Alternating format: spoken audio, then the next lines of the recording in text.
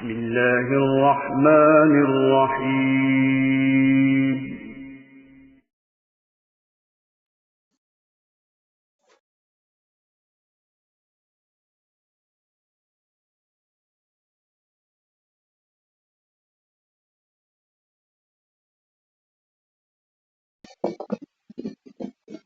حضرت ابو موسیٰ اشعری رضی اللہ تعالیٰ عنہ بیان کرتے ہیں، رسول اللہ صلی اللہ علیہ وسلم نے فرمایا، 3 قسم کے لوگوں کے لیے 2 اجر ہیں۔ اہل کتاب میں سے وہ شخص جو اپنے نبی پر ایمان لایا اور پھر محمد صلی اللہ علیہ وسلم پر ایمان لایا۔ مملوک غلام جب وہ اللہ کا حق ادا کرے اور اپنے مالکوں کا بھی حق ادا کرے، اور ایک وہ شخص جس کے پاس کوئی لونڈی ہو، وہ اس سے ہم بستری کرتا ہو، بس وہ اسے آداب سکھائے اور اچھی طرح سے مؤدب بنائے، اس کو بہترین زیور تعلیم سے آراستہ کرے، پھر اس کو آزاد کر دے اور اس کے بعد اس سے شادی کر لے، تو اس کے لیے 2 اجر ہیں۔ مشکوٰۃ المصابیح حدیث نمبر 11۔ حضرت ابن عمر رضی اللہ تعالیٰ عنہ بیان کرتے ہیں، رسول اللہ صلی اللہ علیہ وسلم نے فرمایا، مجھے لوگوں سے قتال کرنے کا حکم دیا گیا ہے، حتیٰ کہ وہ گواہی دیں کہ اللہ کے سوا کوئی معبود برحق نہیں، اور یہ کہ محمد صلی اللہ علیہ وسلم اللہ کے رسول ہیں، اور وہ نماز قائم کریں اور زکوٰۃ دیں۔ جب ان کا یہ طرز عمل ہوگا تو انہوں نے حدود اسلام کے علاوہ اپنی جانوں اور اپنے مالوں کو مجھ سے بچا لیا، اور ان کا حساب اللہ کے ذمے ہے۔ بخاری و مسلم، البتہ امام مسلم نے حدود اسلام کا ذکر نہیں کیا۔ مشکوٰۃ المصابیح حدیث نمبر 12۔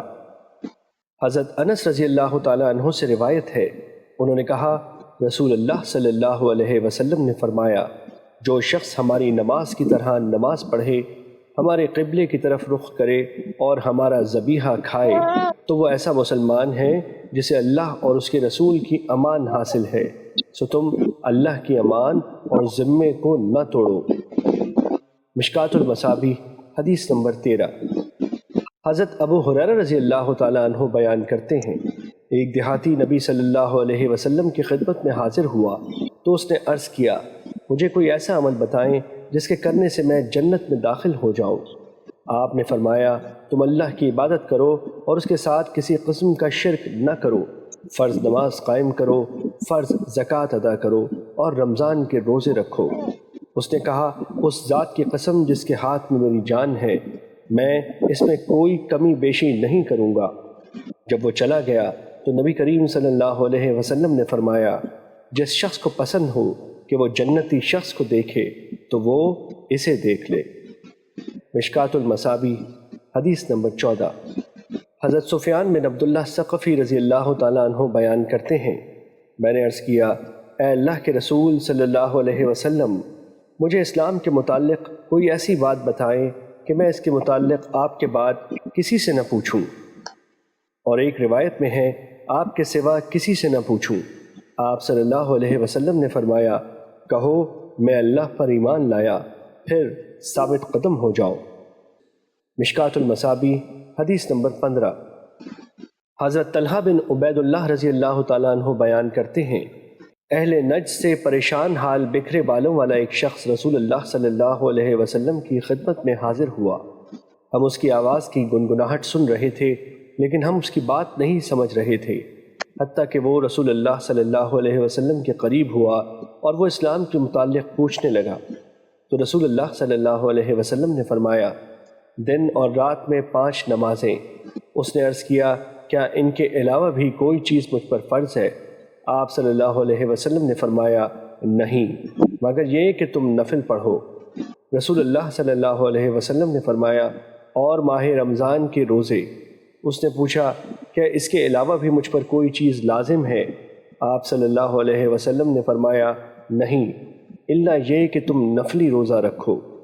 راوی بیان کرتے ہیں، رسول اللہ صلی اللہ علیہ وسلم نے اسے زکوٰۃ کے متعلق بتایا تو اس نے کہا، کیا اس کے علاوہ مجھ پر کوئی چیز فرض ہے؟ تو آپ صلی اللہ علیہ وسلم نے فرمایا، نہیں، الا یہ کہ تم نفلی صدقہ کرو۔ راوی بیان کرتے ہیں، وہ آدمی یہ کہتے ہوئے واپس چلا گیا، اللہ کی قسم میں اس میں کسی قسم کی کمی بیشی نہیں کروں گا۔ تو رسول اللہ صلی اللہ علیہ وسلم نے فرمایا، اگر اس نے سچ کہا ہے تو وہ کامیاب ہو گیا۔ مشکات المصابیح حدیث نمبر 16۔ حضرت ابن عباس رضی اللہ تعالی عنہ بیان کرتے ہیں کہ جب عبد القیس کا وفد نبی کریم صلی اللہ علیہ وسلم کی خدمت میں حاضر ہوا تو رسول اللہ صلی اللہ علیہ وسلم نے فرمایا، یہ کون لوگ ہیں یا کون سا وفد ہے؟ انہوں نے عرض کیا، ہم ربیہ قبیلے کے لوگ ہیں۔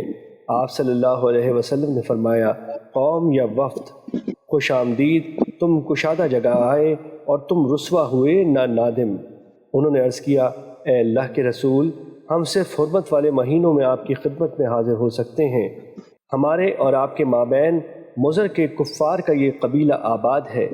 آپ کسی فیصلہ کن امر کے متعلق حکم فرما دیں تاکہ ہم اپنے پچھلے ساتھیوں کو اس کے متعلق بتائیں اور ہم سب اس کی وجہ سے جنت میں داخل ہو جائیں۔ اور انہوں نے آپ سے مشروبات کے متعلق دریافت کیا تو آپ نے 4 چیزوں کے متعلق انہیں حکم فرمایا اور 4 چیزوں سے انہیں منع فرمایا۔ آپ نے ایک اللہ پر ایمان لانے کے متعلق انہیں حکم دیا، فرمایا، کیا تم جانتے ہو کہ ایک اللہ پر ایمان لانے سے کیا مراد ہے؟ انہوں نے عرض کیا، اللہ اور اس کے رسول بہتر جانتے ہیں۔ آپ صلی اللہ علیہ وسلم نے فرمایا، اس بات کی گواہی دینا کہ اللہ کے سوا کوئی معبود نہیں اور یہ کہ محمد صلی اللہ علیہ وسلم اللہ کے رسول ہیں۔ نماز قائم کرنا، زکوٰۃ ادا کرنا اور رمضان کے روزے رکھنا، اور یہ کہ تم مال غنیمت میں سے 5واں حصہ ادا کرو۔ اور آپ نے انہیں 4 چیزوں سے منع فرمایا۔ آپ نے بڑے مٹکوں، کدو سے بنے ہوئے پیالوں، لکڑی سے تراشے ہوئے لگن اور تارکول سے رنگے ہوئے روغنی برتنوں سے منع فرمایا، اور فرمایا، انہیں یاد رکھو اور اپنے پچھلے ساتھیوں کو ان کے متعلق بتا دو۔ بخاری مسلم۔ حدیث کے الفاظ بخاری کے ہیں۔ مشکات المصابیح حدیث نمبر 17۔ حضرت عبادہ بن صامت رضی اللہ تعالیٰ عنہ بیان کرتے ہیں، رسول اللہ صلی اللہ علیہ وسلم نے جبکہ آپ کے صحابہ کرام کی ایک جماعت آپ کے ارد گرد تھی، فرمایا، تم اس بات پر میری بیعت کرو کہ تم اللہ کے ساتھ کسی کو شریک نہیں بناؤ گے، تم چوری کرو گے نہ زنا کرو گے، تم اپنی اولاد کو قتل کرو گے نہ اپنی طرف سے کسی پر بہتان لگاؤ گے، اور نہ ہی معروف میں نافرمانی کرو گے۔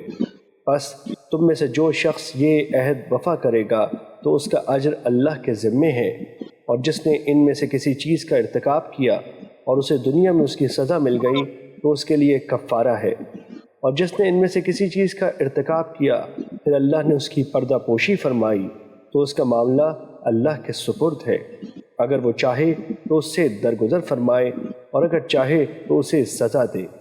بس ہم نے اس پر آپ کی بیعت کر لی۔ مشکات المصابیح حدیث نمبر 18۔